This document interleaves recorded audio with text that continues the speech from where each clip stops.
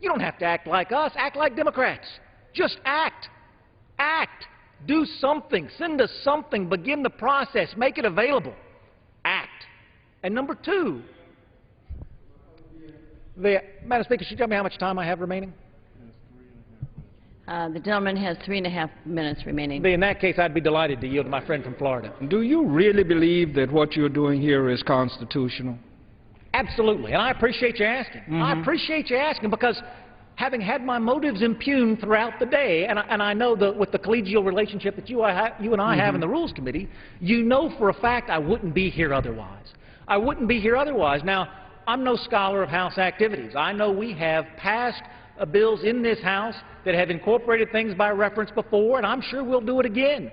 Not in an outside the process. To suggest, and you will appreciate this, I say to my friend from Florida, to receive constitutional instruction from the team that brought us Obamacare is troubling at the most basic levels. Would the gentleman yield again for yet another question? I would be happy to yield. Do you have any precedent for the constitutionality of this particular measure? And I urge you, based on what you just said, there have been measures that were deemed, but that was when they were agreed upon. But there is no authority anywhere for us to pass a law requiring of the United States Senate to undertake do something, and I appreciate my colleague yielding. You're very welcome. And reclaiming my time, I'll say that this is a unique procedure, and these are unique times. Unique and unconstitutional. But I will just say to you that in 1999, Republican Congress, Democratic President, enacted the Foreign Relations Bill by reference, the Foreign Relations Authorization Bill by reference in an appropriations bill. That's what we're doing today. Folks, if you don't like it, call your Senate colleagues and get them to act. Right? This is where we need to be. We need action from the Senate. Call your Senate colleagues. I've called them. I need you to call them, too. We need to move this ball forward. If the government shuts down, our military men and women don't get paid, Madam Speaker. If the government shuts down, our USDA inspectors go home, and beef and chicken leave our shelves in the grocery stores. This isn't playtime, going back to our children references. This is serious business. Folks sent us here to do serious things. And I could not be happier, Madam Speaker, than for the second provision in this bill to say, if you don't work, you don't get paid. It's a basic premise in this republic that for no pay, for no work. I'm very proud of the work that we have done, and I implore my colleagues to contact their senators and get them to do something. Something. This is what we have from the Senate so far, Madam Speaker. We deserve better, the American people deserve better, and dadgummit, the Senate can do better. And with that, I yield back the balance of my time. The gentleman yields back. All time for debate has expired. Pursuant to House Resolution 194, the bill is considered read and the previous question is ordered. The question is on engrossment and third reading of the bill. All those in favor say aye. Those opposed, no. The ayes have it. Third reading. A bill to prevent a shutdown of the government of the United States and for other purposes. Mr. Speaker, For what purpose does the... I have a motion to recommit at the desk. The gentleman from Minnesota rise. Is the gentleman opposed to the bill? I am. The gentleman qualifies. The clerk will read the motion. Mr. Walz of Minnesota moves to recommit the bill, H.R. 1255, to the Committee on House Administration, with instructions to report the same back to the House forthwith with the following amendment. Strike all after the enacting clause and insert the following. Section 1, prohibition of unpaid during government shutdown. A, in general, members of Congress and the President shall not receive basic pay for any period in which, 1, there is more than a 24-hour lapse in appropriations for any federal agency or department as a result of a failure to enact a regular appropriations bill or continuing resolution, or 2, the federal government is unable to make payments or meet obligations because the public debt limit under Section 3101 of Title 31, United States Code, has been reached. B, retroactive pay prohibited. No pay forfeited in accordance with subsection A may be paid retroactively. Amend the title so as to read, a bill to prohibit members of Congress and the President from receiving pay during government shutdowns.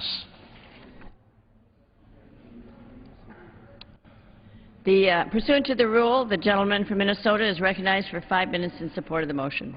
Thank you, Madam Speaker. to stand here in this hallowed place as a representative, as all of my colleagues, all 435 of us, the incredible privilege and honor to represent the hardworking Americans across this country. In southern Minnesota, the chance to see genuine folks out working hard, doing the things that built this country and made us the greatest nation on earth. And one of those things is a very basic premise, the American work ethic. The idea that you should work hard and do your best and be compensated at the end of the day and feel good and a sense of accomplishment in what you did.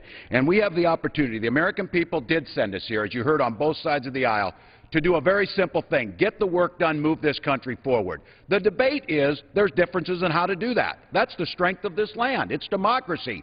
But there is one very strong principle that we can reinforce, that work ethic, that if you do not get your job done, you certainly should not be paid. No middle of the night, no if it passes and goes this way.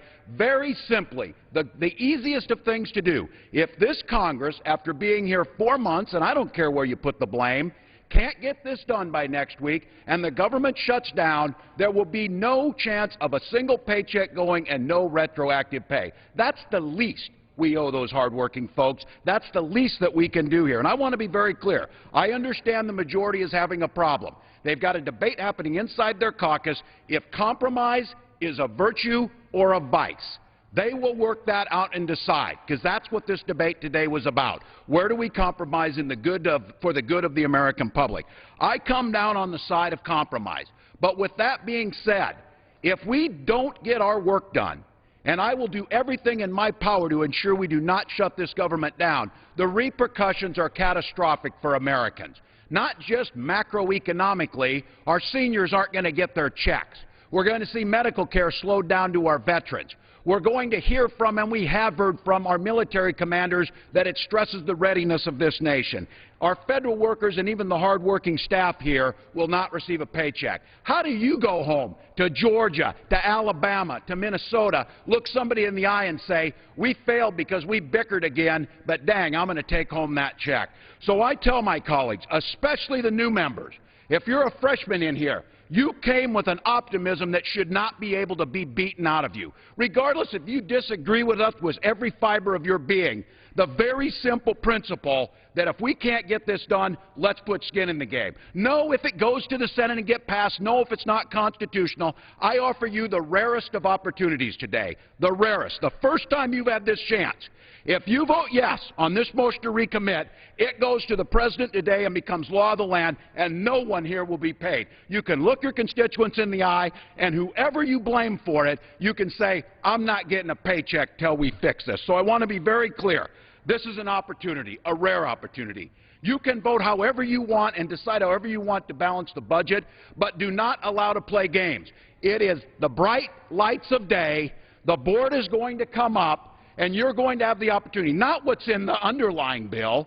That doesn't stop from retroactive pay, and that has to pass the Senate. Mitch McConnell and every Republican already voted for my motion to recommit. So you have the chance to say, all right, I disagree with the Democrats on everything in this bill, but I'm not going to go back to Georgia and tell someone I'm picking a paycheck and then trying to explain, but I voted for it really, but it was a motion to recommit that I didn't agree with and all of this. Nothing. Simple. 75 words. Half page. Don't do your job, don't get paid. No work, no pay. It is very, very simple. At this point, I want to yield a little bit of time to my colleague from Virginia. I thank the gentleman. So the point is, the law as it stands today is we shut the government down, 1 million federal employees don't get paid, our staff doesn't get paid, but we get paid. All the gentleman wants to say is treat ourselves like we would treat others. If our staff is going to be out on the street, we ought to be out there with them. And the other point the gentleman makes is if we vote for this recommittal, the Senate has already approved it. It goes right to the President. It gets signed into law. We've done something constructive. The alternative is to send something over to the Senate, and the Senate's going to laugh at it. You know this at 1255 isn't going to get passed. This would be passed. This becomes law. It's the right thing to do. Thank you, gentlemen. Here's your rare opportunity. If you don't do this and you say, but I'm going to vote for the underlying bill, the gentleman said himself, Mr. Woodall, that it would probably not pass the Senate. This is done. There's no more going anywhere. It's going to be done. I know optimism abounds on April 1st. I believe today the Twins are going to win the World Series. I believe that in all my heart. but I wouldn't take the bet or the chance on it. If you want to go back to each of your congressional districts and say, I stand with you to do what's right on the American work ethic, if we don't get done next week, we don't get paid. I yield back my time. The gentleman's time has expired. The chair reminds members that they should address their remarks to the chair. The gentleman from, for what purpose is the gentleman from Georgia rise? I rise in opposition, Madam Speaker. The gentleman is recognized for 5 minutes. I don't know where to begin.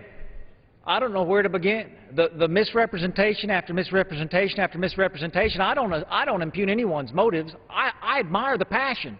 But if you really believe with no work, no pay, and I wish we still had that board up there, if you really believe it, all this time we've been spending talking about the Constitution, don't you think we ought to do that in a constitutional way? Don't you think we ought to do that in a constitutional way? I do. Because if we say it, we ought to mean it, we ought to stand by our convictions. And, Madam Speaker, I yield such time as he may consume to speak to these constitutional issues. My chairman, the gentleman from California, Mr. Lundgren. I appreciate the gentleman for yielding. I heard the eloquent plea of our friends from the other side of the aisle. Let me just read to you a message I received from the White House about this bill with the words that the gentleman has presented on the floor. Unfortunately, SB 388, which are the words the gentleman puts in his motion to recommit, is patently unconstitutional, both as applied to Congress in violation of the 27th Amendment and the President in violation of the compensation clause. No, I will not yield. Of the compensation clause of Article 2. So if one wants to, by this bill, have some pressure exerted on the House, the Senate, and the President, it would be in the language closer to that that's contained in the underlying bill, Yield to the American public. The gentleman from Georgia controls the time. Upon which you can make an argument is constitutional because it does not vary the pay given to either the President or the Congress, which are the gentleman from Georgia. Yield time. I'd like to let my chairman finish. Madam Speaker, I believe regular order is to not interrupt one at the time that they're making the argument. Maybe it's because it's difficult to hear the words of the White House about the unconstitutionality of that which the gentleman brings to the floor. If anyone wants us to act in vain, it is the gentleman on the other side who's presented this motion to recommit, because it is, under any view, unconstitutional. It violates the very terms of the Constitution with respect to the President and with respect to members of Congress. So if you want to exert any influence on members, if you believe this is the way to do it, you would accept the language that's in the underlying bill, which does not attack directly the words of the Constitution. I find it not funny, I find it tragic that on this floor we just heard the great arguments on the other side of the aisle about observing the Constitution, and then they come to the floor and give us something which the White House says in its language, in its email to me, is patently unconstitutional. Not maybe unconstitutional, not perhaps unconstitutional, not arguably unconstitutional, but patently unconstitutional. So the gentleman has presented us the kind of, I guess, shell game we talk about, where it looks good when it's presented to you, but by sleight of hand, it makes sure that it has no impact whatsoever. The gentleman says, well, it'll go right to the President. That is not true. This is not the bill sent over to us. It's the same language. So it does not go right to the President, number one. Number two, unless the President is sending me misinformation via his messenger, the President's position is it's patently unconstitutional. DOJ's position, his Department of Justice, is it's patently unconstitutional. So I guess the gentleman is arguing to us, send it to the President so that he may commit a patently unconstitutional act.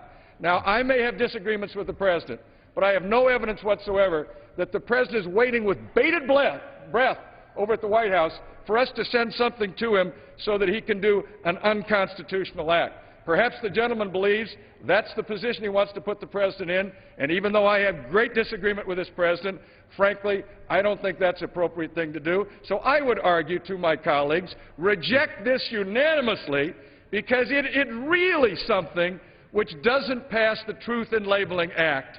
And more than that, it violates the Constitution on its very words. It's almost an attempt to directly violate the Constitution. You couldn't have written it better to violate the Constitution. But somehow the gentleman has achieved that high honor. I thank the gentleman.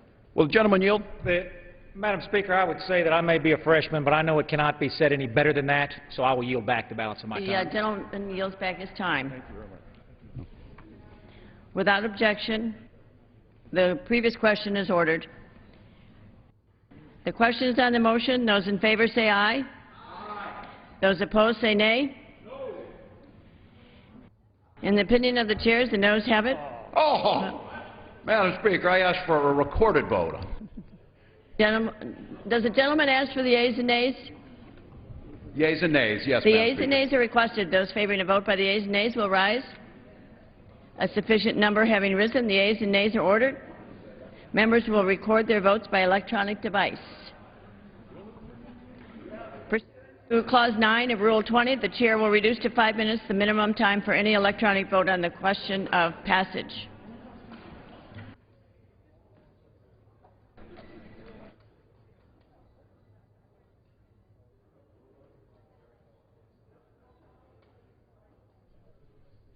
For a good part of the day, the House has been debating what's being called the Government Shutdown Prevention Act, a bill that would attempt to pass the spending bill they passed in February, H.R. 1, the fiscal year 2011 spending bill, attempt to pass that into law. If the Senate doesn't act to approve any 2011 spending by next Wednesday, it would also prevent members of Congress from being paid and the President during a shutdown, during a government shutdown. And we're asking you about the possibility of a government shutdown here a week away from when the current short-term spending bill expires. We're asking you, are you concerned about a government shutdown? Here are the numbers to call. For Democrats, for Republicans rather, it's 202-585-3885. Democrats, your number is 202-585-3886. Independents, 202-585-3887. And make sure you mute your television when you call in. If you have made it through to another C-SPAN program in the last month, give others a chance to call in this afternoon. The President, speaking in Landover, Maryland today, said that it would be, quote, the height of irresponsibility to shut down the government as the economy starts to recover. And Majority Leader Eric Cantor saying at the beginning of debate today that he said, I, quote, want to underline the fact that I do not want a government shutdown. Yet he said as Senate Democrats refuse to pass a bill, that unsettling prospect looms ever larger, which is why they must act. The comments of Eric Cantor. Let's hear your comments. First up is Robert, Independent in Greensburg, Indiana. Welcome. Yes, thanks, that. Robert, I'm just going to, I can hear the television feeding back, so make sure you mute your television and go ahead with your comments. Just a second.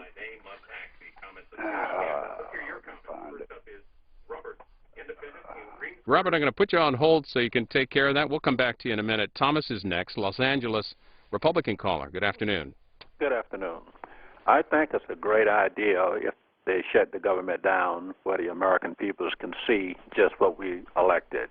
I think if you shut it down and you take money from them as well as you do the rest of the public, that it will hurry up and get resolved. I thank you for taking my call. I think they should shut it all down, let the American public see what's going on, but take it from those Republicans and Democrats alike. The Hill reports today that Senate Republicans are growing impatient with the stalemate over 2011 funding levels and want to save their political capital for a debate on the debt limit and entitlement reform. We get next to Robert standing by there in Greensburg. Go ahead, Robert, with your comments if you're all set. Yes, I think that the government should keep going, but they should take and work for the people and not for themselves. You know, I'm on Social Security and SSI disability. I've been on it now for 20-some odd years, and you know we cannot make it on what we get, and we've not had a raise in 3 years. Are you concerned when you hear talk of possible changes to Medicaid, Medicare, and even Social Security in future budget bills? Exactly. You know, the people that's on this, it's on Social Security and SSI, they can't make it. Robert, thanks for your comments. Here's Ashtabula, Ohio, and Cheryl is on our Democrats line. Ashtabula, go ahead. Good morning, or good afternoon. Good afternoon to you. I think they should shut the government down. Basically, if they got into their programs and found out the level of Medicaid, Medicare fraud, especially with the people who are using it, they would save billions of dollars. The actual recipients, they need to stop the fraud. They need to stop the waste. They should shut the government down and let those people on Capitol Hill go without a paycheck like millions of Americans out here who don't have jobs. Rex is next in Lexington, Tennessee. He's a Republican caller. Yes, sir. I think they ought to shut it down. I think the voters spoke in November. They're wanting to get this budget fixed, and if they keep spending, there's no way. And our grandchildren and children are going to suffer for years to come, and they're not going to see a nation like we have seen for the past 50 or 60 years or during my lifetime. The group Tea Party Patriots rallied on Capitol Hill yesterday, and the slogan you often heard in that rally yesterday was "Cut it or shut it." The group carrying some signs demanding $100 billion in cuts or more in the spending bill for fiscal year 2011. We covered that, and that you'll find on our website in the video library at cspan.org. Sherman Oaks, California, and hello to Gregory in Sherman Oaks. Hello. The debate that we're witnessing is an historic debate against public value versus private value. And in this debate, the Republicans are on the wrong side of history. One great natural disaster, and all of the GOP BS that we're looking at about saving 10, 20, 50, 60, or even $100 billion becomes completely meaningless. We have to get ready for a future in which we're going to have all sorts of natural disasters because of climate change. We have to prepare our public transportation systems, our infrastructure, our law enforcement, our fire protection. We have to be ready for conflagrations in the forests. We have to be ready for the destruction of agricultural lands and huge floods. And all of this stuff about whittling back the public sector is going to leave this country so damned vulnerable to all the traumas and pain and disasters that are headed our way in the 21st century that people are going to wonder what they were arguing about back in the first and second decade of this century in this stupid debate that denigrates public value, the very value that this country needs to be enhancing and increasing now, and not these silly so-called good private sector jobs. What are those? Billboard companies, NASCAR races, all sorts of ridiculous stuff that is not going to help us prepare for a very challenging future, which, by the way, is going to reach 7 billion people worldwide this year. We've got a lot to get ready for. The Republican Party is not helping us get ready for that future. Gregory talked about private sector jobs. The jobless report came out for the month of March today. The unemployment rate ticking down to 8.8% as the economy adds 216,000 jobs. We're asking you about a government shutdown, carrying on a conversation started this morning in Washington Journal. The reason is there's 1 week left in the current short-term spending bill for fiscal year 2011. One more week. It expires on Friday, April the 8th, and this is the 6th short-term spending bill. Federal government has been 183 days without a budget for fiscal year 2011. On with calls here. Shirley is in Newcastle, Pennsylvania, on a Republican line. Go ahead. Hi.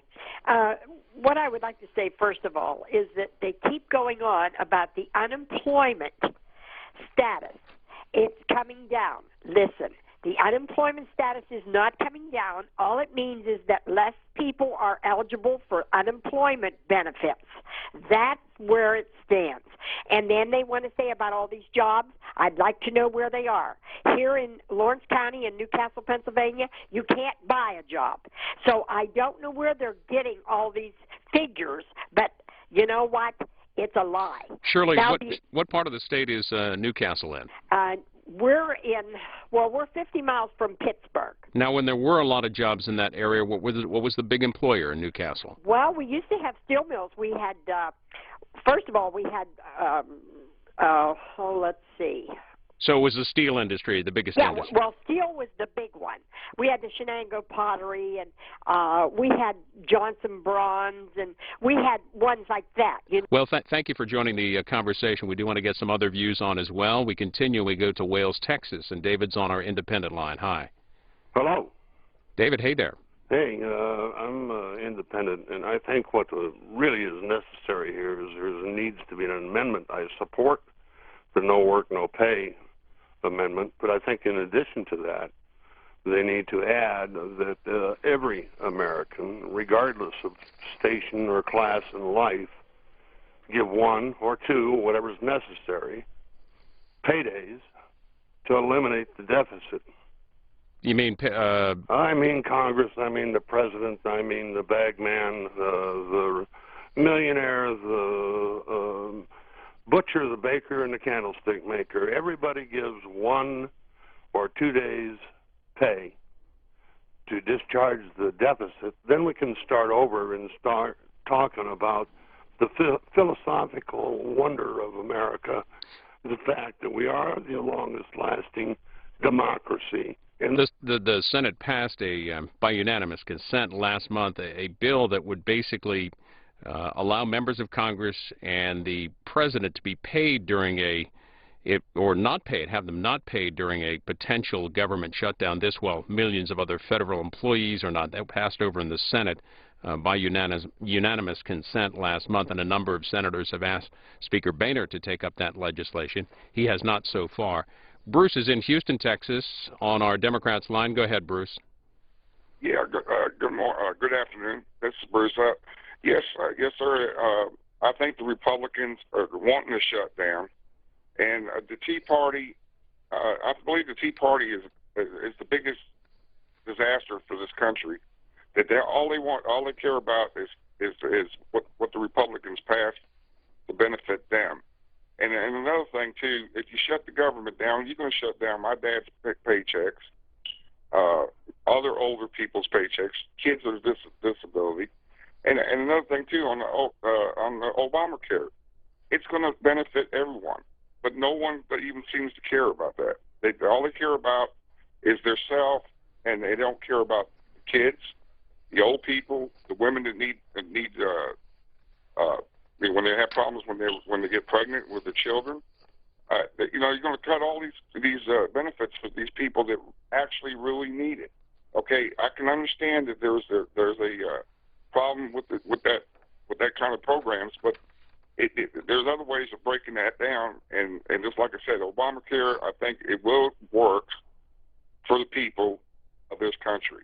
Bruce, thanks for that call. A couple of more of your calls as the House continues on this procedural vote, this motion to recommit related to the bill, H.R. 1255, which would attempt to pass the spending bill that they passed in February. The bill is largely seen as a symbolic attempt by Republicans to absolve themselves from blame should a shutdown occur. The writing of Peter Kasperwitz of The Hill, he says that House passage of the bill does not turn H.R. 1 into law, as the Senate has not acted on the bill and is not expected to.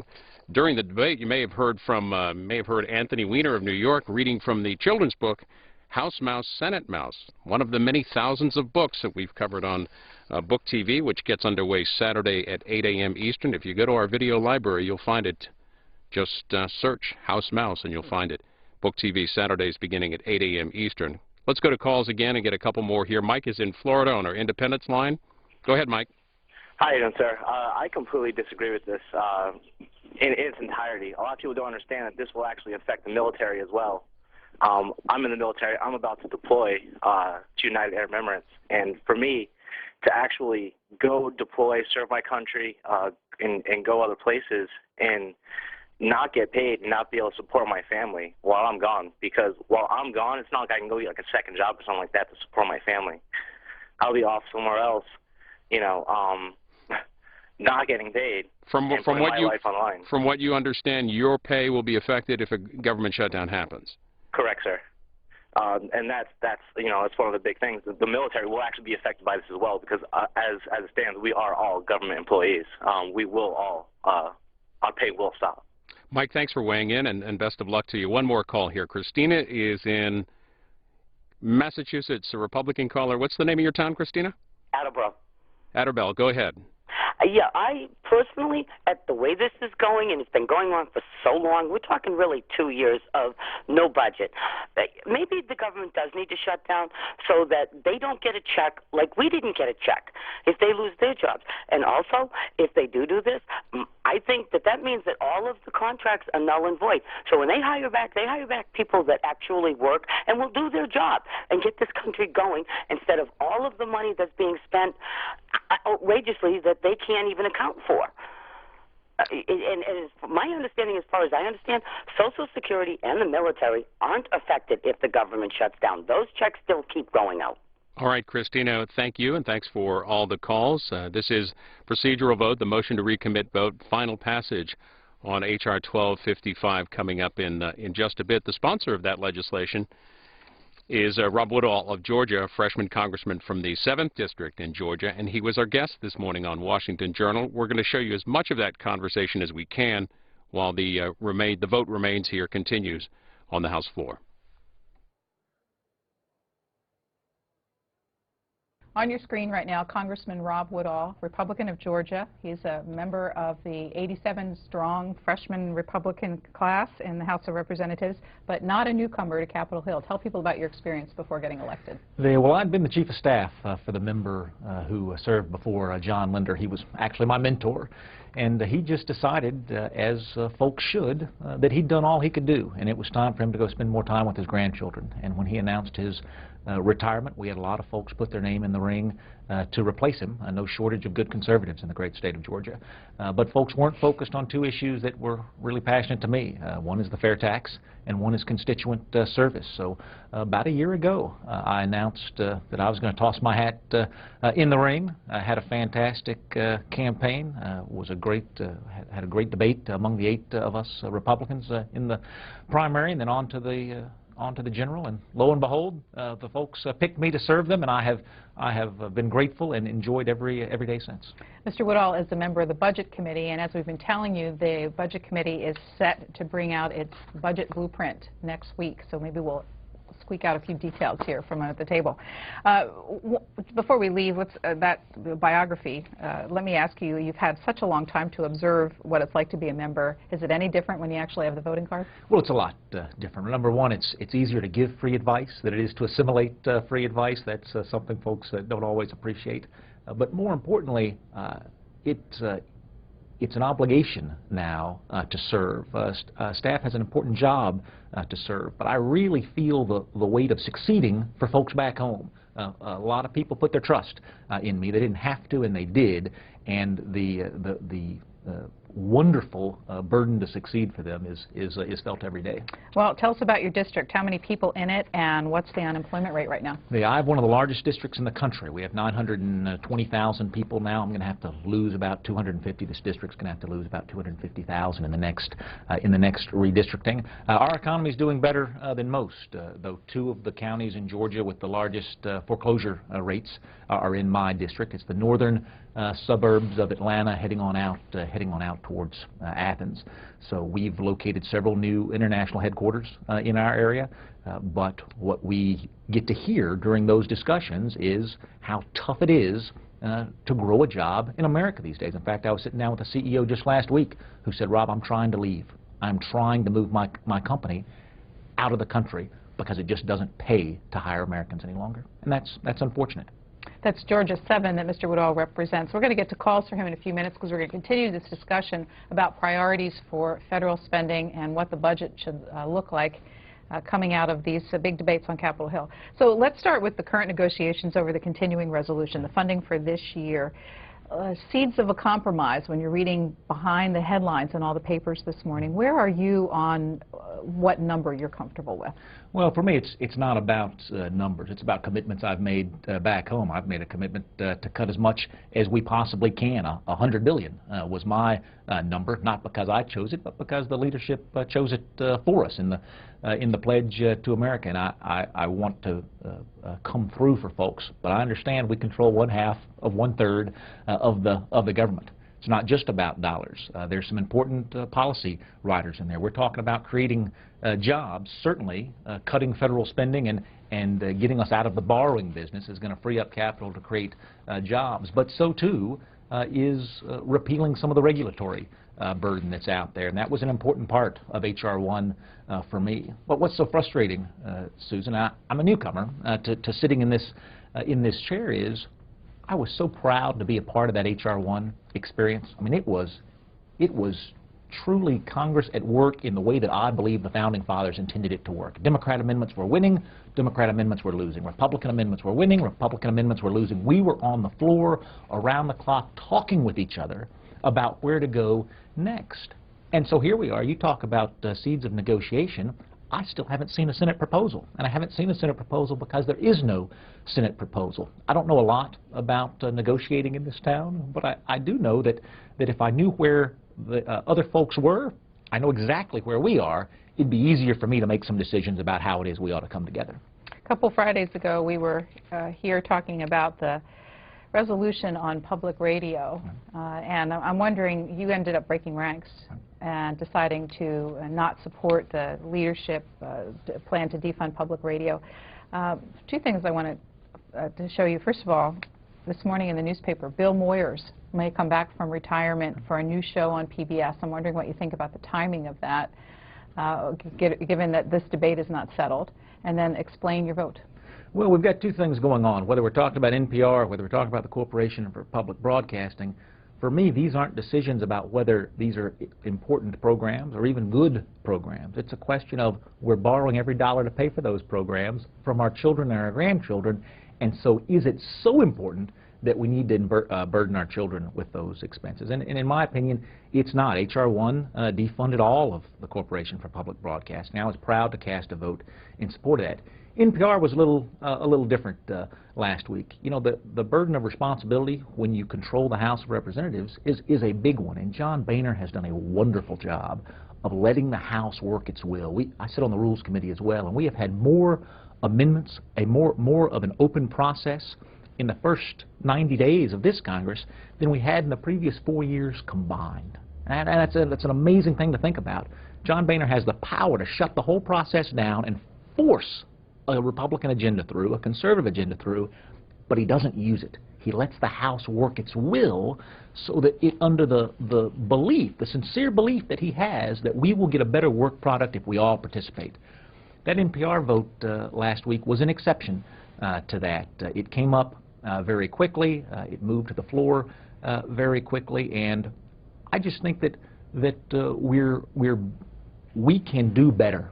Just because we can move something quickly doesn't mean we should move something quickly. And that vote against it was certainly not a vote in favor of funding National Public Radio. It was a vote in favor of allowing the House to work its will and have an open process. And I think that's one of our jobs as freshmen, is to say, you know what, all of these wonderful aspirations that this new Congress has about how to lead, we want to make sure we stick to those, even when it's easy to move away. And that's where we came. Okay, so I'd like to have any comments, if you have, on the idea of Bill Moyers coming back on PBS. I want to just show you one thing from Elizabeth Jensen's article here this morning. Bill Moyers' retirement from weekly television last year may not last long. On this vote, the yeas are 187, the nays are 200. Mr. Neal.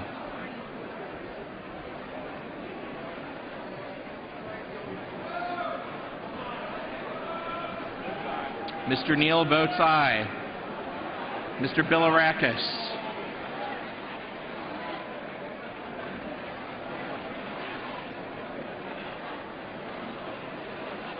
Mr. Bilirakis votes no.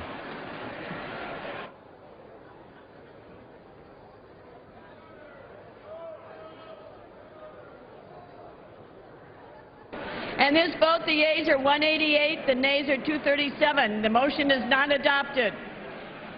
The question is on the passage of the bill. Those in favor say aye. Those opposed say no.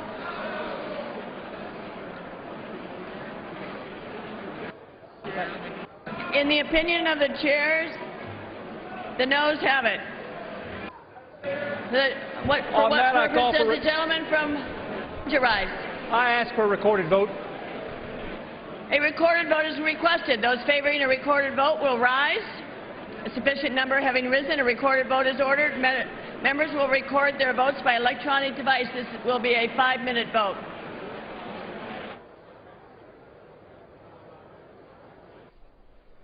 And it should be the last recorded vote of the day. Final passage on H.R. 1255, a bill that would make the previously passed fiscal year 2011 spending bill, H.R. 1. It would make that law if the Senate does not act on 2011 spending for the rest of the year by next Wednesday, April the 6th. Although nothing is going to happen on this House-passed bill if it does pass here, if it's only taken up by the House and not by the Senate nor signed by the President.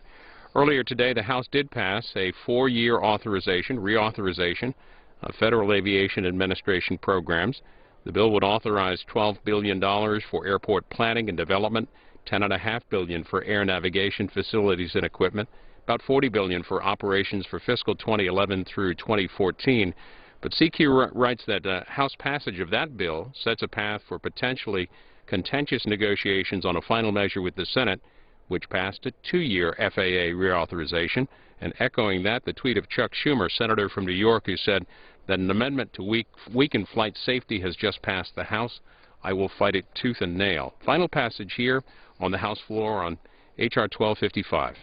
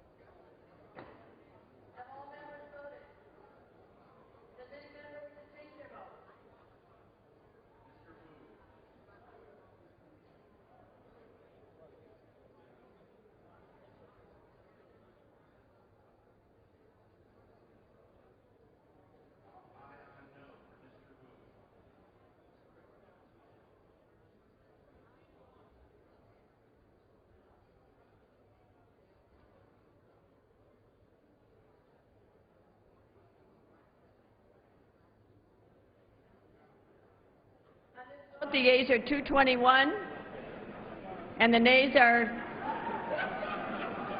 I can't read, 200. And one,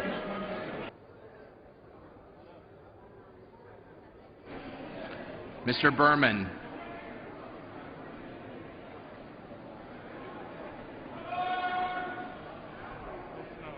Mr. Berman votes no.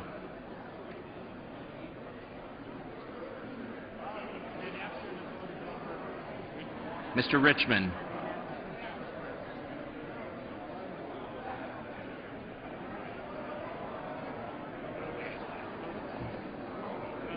Mr. Richmond votes no.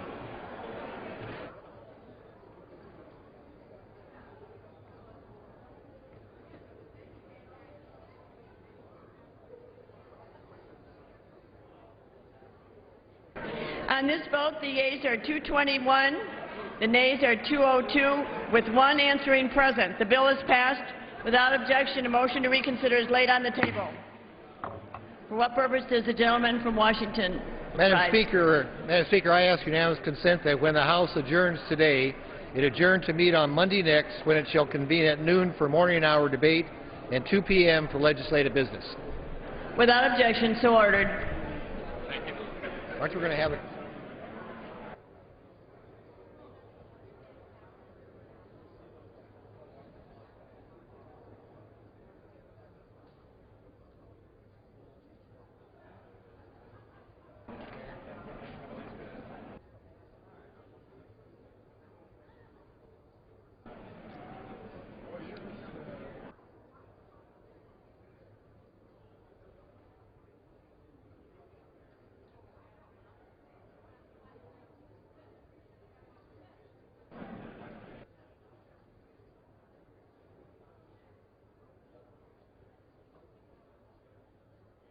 The chair lays before the House the following personal requests.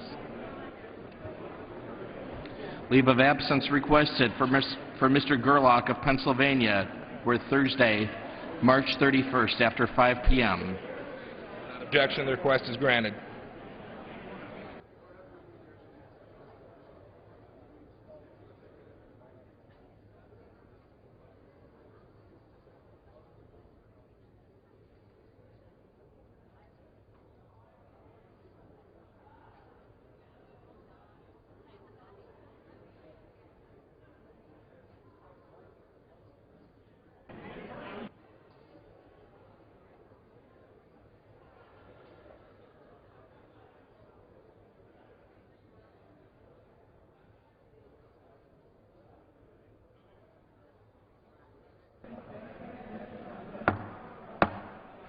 If the members would please clear the well. A lefty too.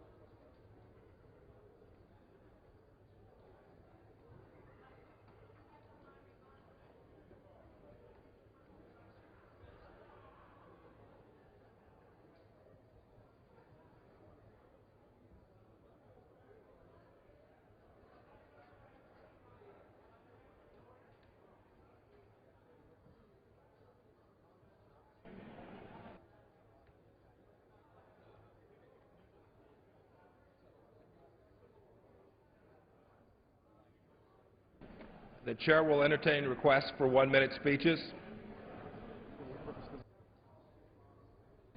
For what purpose does the gentleman from Texas rise?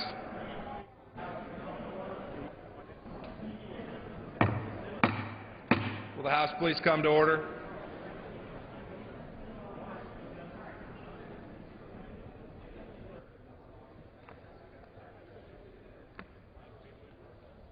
Without objection, the gentleman from Texas is recognized for 1 minute.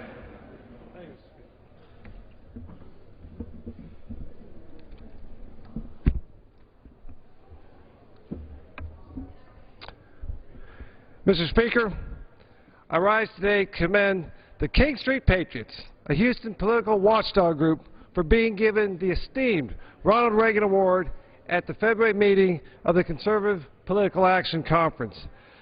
The King Street Patriots started the True the Vote initiative in an attempt to uncover voter fraud in the greater Houston area. In their investigation, they discovered unimagined levels of voter fraud, from vacant lots with registered voters to election judges helping voters with their ballots. This is a movement made up of ordinary citizens who realize that voter fraud is one of the most egregious offenses under our Constitution. The King Street Patriots are now lobbying the Texas legislature to strengthen election laws and prevent future abuses. Free and fair elections are essential to our democracy, and the King Street Patriots have shown an impressive commitment to civic duty, and I applaud their efforts. I yield back my time.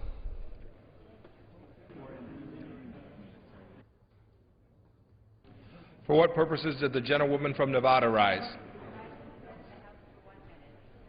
Without objection, the gentlewoman is recognized for 1 minute. Thank you, Mr. Speaker. I rise today to reject Republican calls for an investigation into the decision to Congress a lot of time and a lot of money. President Obama put a stop to Yucca Mountain because it is too dangerous a site to store radioactive nuclear waste at. This is a political stunt with one goal: turning my home state of Nevada into a nuclear garbage dump. Those pushing this review are lying about the dump safety. They know Yucca Mountain is smack in the middle of an earthquake zone. There's volcanic activity. There's groundwater issues. Have we learned nothing about what's happening now in Japan? We ought to be demanding that the nuclear power plants act now to secure nuclear waste in dry cask storage. Dry cask storage will increase public safety now. Investigating Yucca Mountain will only increase the danger and waste money. Shame on the nuclear industry and its allies for being more interested in protecting their profits than in protecting public safety. And that is why, even in the face of one of the world's worst nuclear disasters unfolding now in Japan, the nuclear industry and its nuked-up buddies in the United States Congress are playing partisan games with nuclear waste. Thank you. For what purpose does the gentleman from Texas rise? Request permission to address the House for 1 minute. Without objection. Mr. Speaker, delay, delay, delay is the administration's energy plan. The Keystone XL pipeline project would bring 700,000 barrels of oil a day from Alberta, Canada, to refineries in southeast Texas. This would provide more energy for America. But the President has had it for over 2 years and can't make up his mind on whether or not to approve the project or not. The State Department, the EPA, and a bunch of out-of-towners have stonewalled the project on alleged environmental grounds. Pipelines are the most cost-effective and the most environmentally sound way to transport oil and natural gas. Oil must reach the refineries some way. We can either import oil through a safe and reliable pipeline from our friends and neighbors, the Canadians, or rely on risky tankers coming from unstable Middle Eastern countries and dictators. Even the EPA should be able to figure this out after 2 years of delay. Gasoline is nearly $4 a gallon. The administration needs to be realistic and approve this pipeline immediately. It's about time we start laying pipe, and that's just the way it is. I yield back. Thank you. For what purpose does the gentlewoman from Texas rise? Without objection. Thank you, Mr. Speaker. It's time to cease fire and sit down and negotiate. One would believe that I'm speaking about the conflict in the Mideast and about Libya. But I'm really speaking about the governor of the state of Texas and the challenge that we have of ensuring that $830 million comes back to the state of Texas for our children, for our school children. Earlier today, I had the privilege of speaking to a group of students from Spelman College, a historically black college, and I told them their greatest contribution can be to go into the elementary schools and the secondary schools and talk to them about the value of education. We can't see America lose its excellence in education, to see children in 60-person classes, teachers thrown out in the street. We need the $830 million in the state of Texas. Let's resolve our differences. Let's give a commitment to the Secretary of Education that you'll use these dollars for education only. Parents and teachers and students and those who are committed to educating our children, the best and the brightest, deserve that kind of commitment. What is America great for? It's great because we've given the opportunity of education to all people. Texas, it's time to cease fire, sit down, negotiate, and receive the $830 million federal dollars on the behalf of the children of Texas. I yield back. Thank you. Are there any other 1 minutes? Any other requests for 1 minute? For what purpose does the gentleman from Florida rise? Ask unanimous consent to revise and extend. Without objection.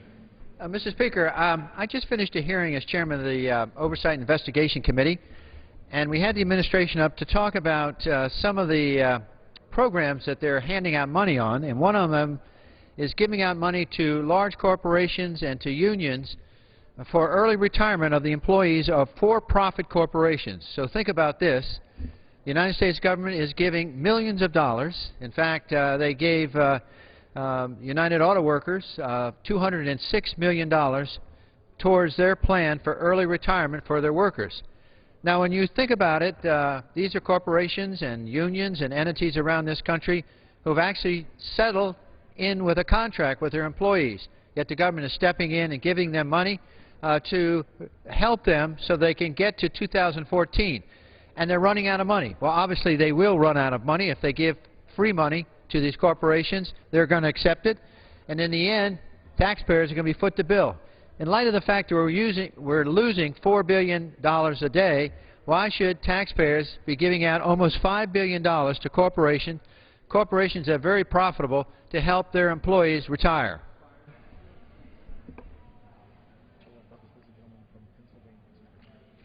For what purpose does the gentleman from Pennsylvania rise?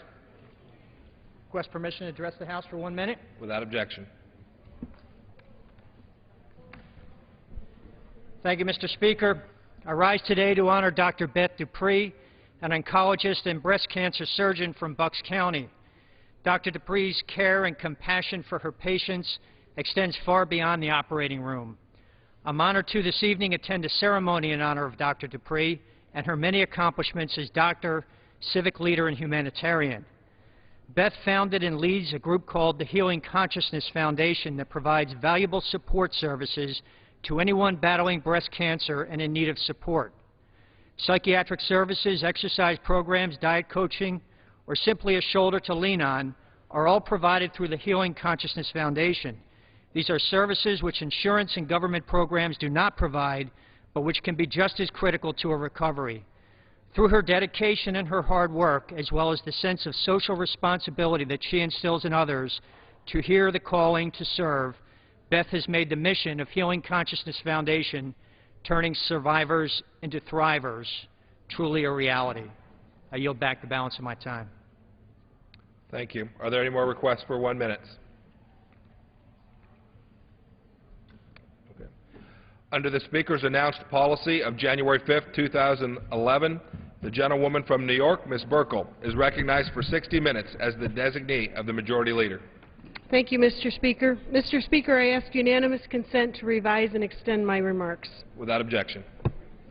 Mr. Speaker, today I rise to speak about two of the most significant issues facing our society today: the twin scourges of domestic violence and sexual abuse.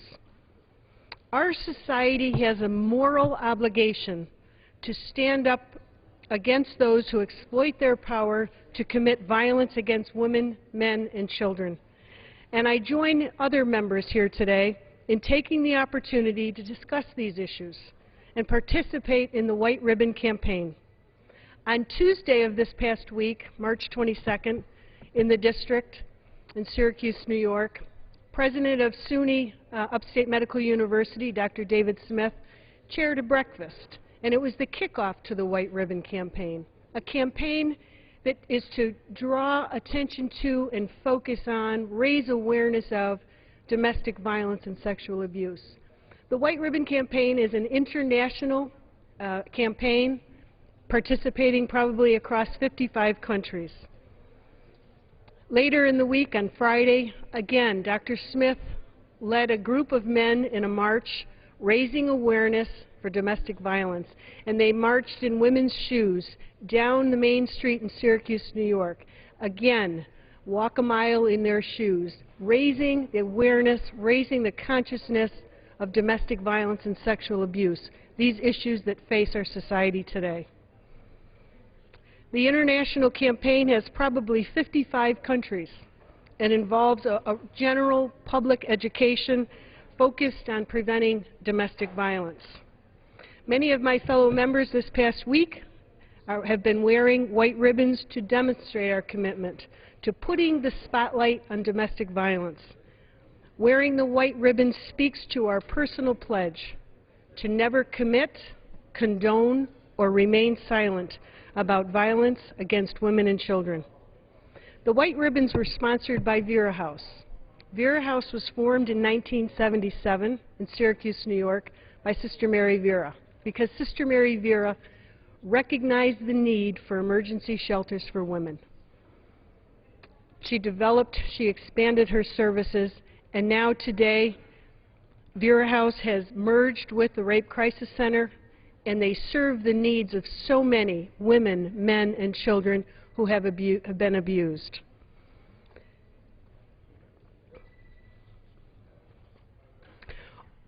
Again, the whole White Ribbon campaign is to raise public awareness of domestic violence. At this time, I yield to the gentlewoman from North Carolina, Representative Renee Elmers. Thank you. Mr. Chairman, I rise today to thank my